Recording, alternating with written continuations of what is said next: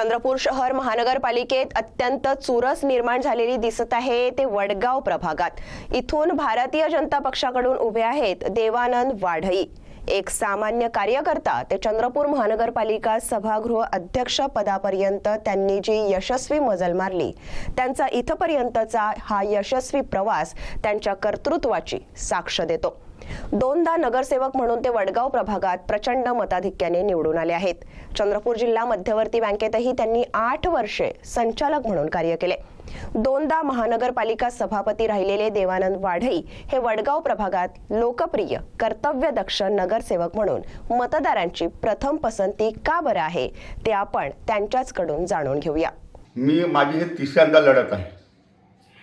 यापूर्वी दोनदा तुम्ही कुठल्या प्रभागातून विजय झाले होते? मी ह्याच प्रभागातून विजय झालो होतो। 2012 आणि 2017 मध्ये नागरिकांनी मला भरघोस आशीर्वादाने मला निवडून दिलेलं होतं। तुम्ही आता म्हणजे तुमचं वार्डामध्ये भरपूर काम आहे, पण असं तुम्हाला काय वाटतं की असं काय अजून करायला पाहिजे वार्डातल्या नागरिकांसाठी? मी वार्डामध्ये जवळ आत्तापर्यंत 18 ओपन पेज झालेले आहे। माझ्या कार्यकाळात पूर्ण रोड नाल्या झालेल्या, अमृत योजनेचं पाणी आणलं, फक्त हवेली गार्डनला पाणी फक्त पोहोचू शकलं पाण्याची कमतरता असल्यामुळे।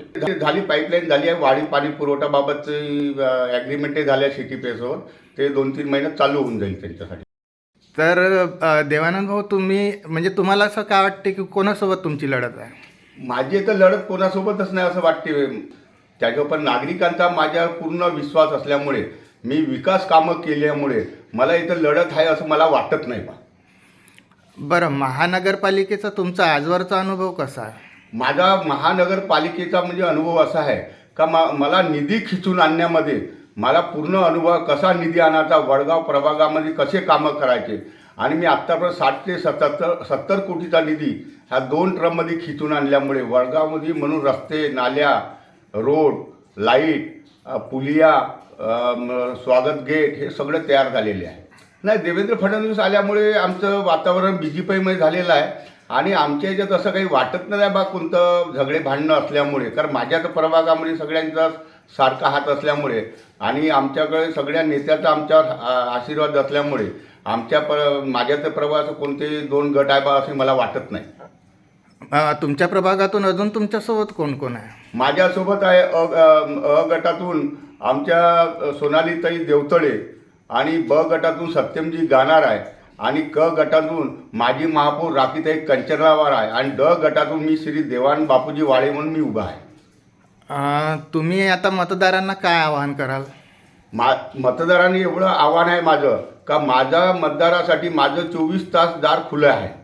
त्याच्यामुळे माझ्याकडून नागरिक केव्हा दाखले असो किंवा वार्डात केव्हा फोन करो तर मी धावून जाण्यासाठी नागरिकांसाठी मी सत्वर तयार आहे। कोणतंही काम असो, कोणी फोन करो, मी केव्हा 24 तास माझा फोन चालू असते, आणि फोनवरूनही मला नागरिकांनी बोलावलं मी धावून जातो। त्यांचे छोटे मोठे कामं असले, नाली सफाई असो, बाकीचे चिल्लर लाईट बंद असो, असे आणि कोणते दवाखान्याचे कामं असो, मी धावून त्यांचे करून देत असतो।